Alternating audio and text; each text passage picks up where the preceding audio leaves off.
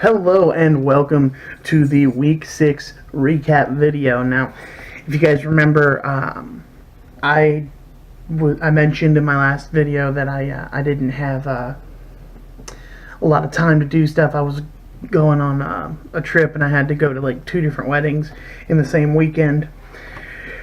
So I didn't get to watch a lot of the games on Saturday. In fact, I didn't get to watch but like the first quarter of the Alabama game. So, without further ado, I'm going to try and do my best from memory here. We'll see where we get, right? Now, I know I have all the end results correct. It's just I might not remember scores and things like that. So, we're going to start off with number 6 Notre Dame at number 24 Virginia Tech. Now, I picked Notre Dame to win this one, and I thought it would be a close game. And for all intents and purposes, it was. Notre Dame kind of blew it out in the second half, but Virginia Tech actually played them really well. I did pick Notre Dame to win that game, and they did. Next was number 1 Alabama at Arkansas. I had Alabama win in this game. I really didn't think it was going to be a contest at all, and it really wasn't. Alabama ran away with it. I think it was like 59 or something like that to 31 or something. Next on the list was number 19 Texas at number 7 Oklahoma.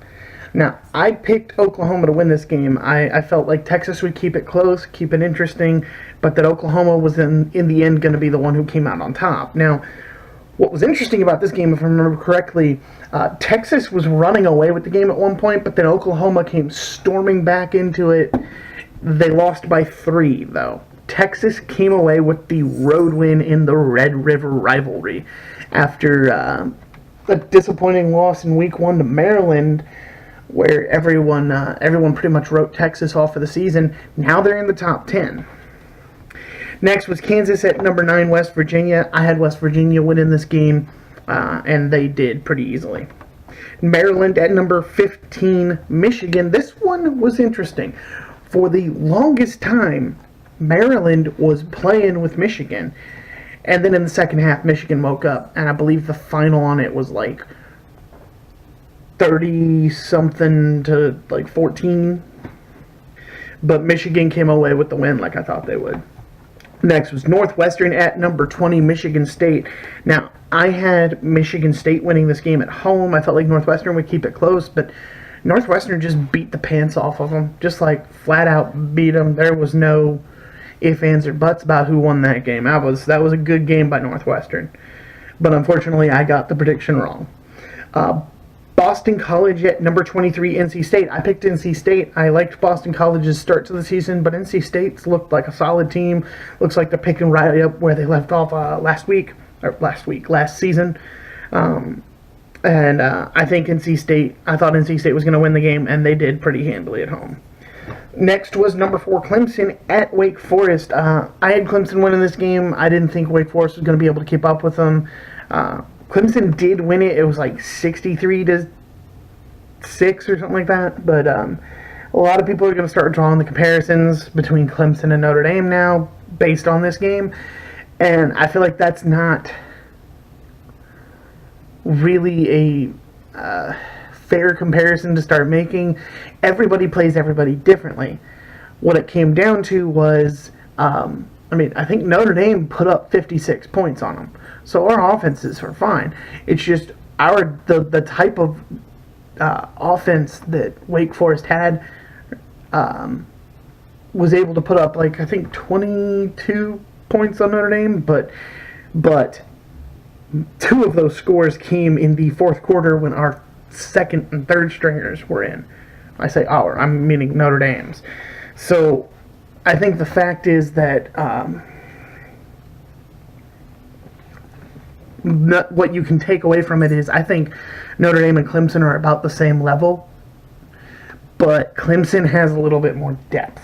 And I think that's the takeaway to take from that. Anyway, back to it. I had number 5 LSU at number 22 Florida. I picked LSU to win this game, but Florida came out with the surprise and won that game at home in the Swamp.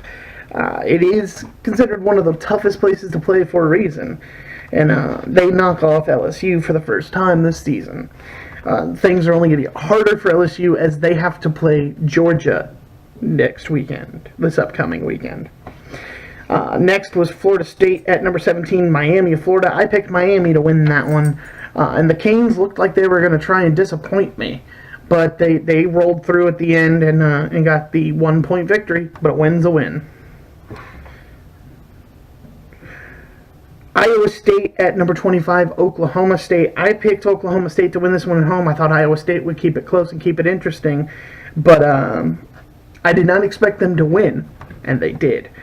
They pretty much handled Oklahoma State.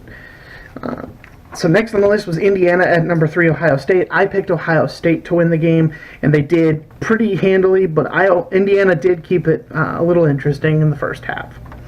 Arizona State at number 21, Colorado. I picked Colorado to win this one at home, and they did. They continue their undefeated season. SMU at number 12, UCF. I picked UCF to win that game, and they did. Their streak is now 18 straight games. And it's the longest in the nation.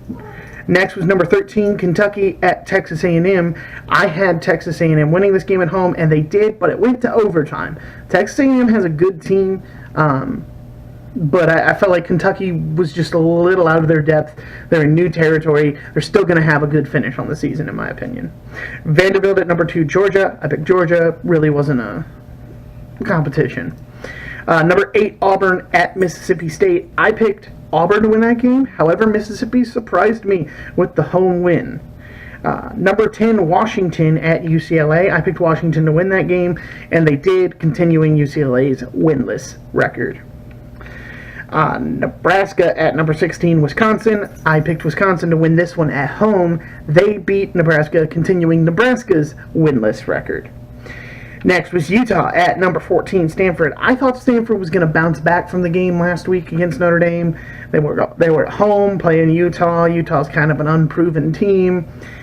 And Utah came away with the road win on this one. I think Stanford's starting to get the injury bug.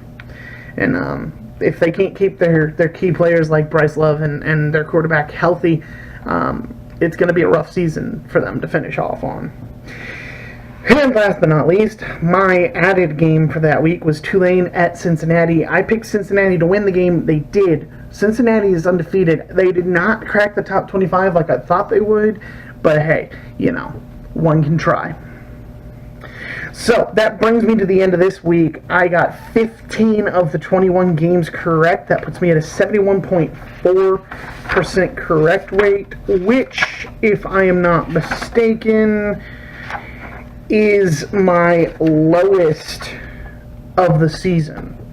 But on the whole season, I got 99 out of the 125 games I put in here, and that's 79.2% correct, which is also at its lowest point. That being said, my weekly predictions for the whole week, all of the games, there were 56 games this weekend. I got 39 of them correct, puts me at a 69.6% correct rate, which is also my lowest of the season.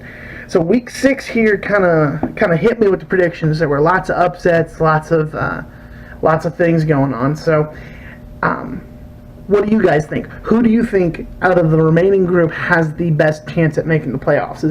Obviously it's Alabama. They're always going to have the better chances. But do you think Georgia's going to make it? Oklahoma is going to come back into it? Has Texas got a shot now? But what about Notre Dame and Clemson? There's even Ohio State, and Penn State's not out of it. There's a lot up there. You got a lot of teams that could still make it. So let me know what you guys think in the comments below. And if you like what I'm doing, don't forget to hit that like and subscribe button. And I'll see you guys for the Week 7 predictions video.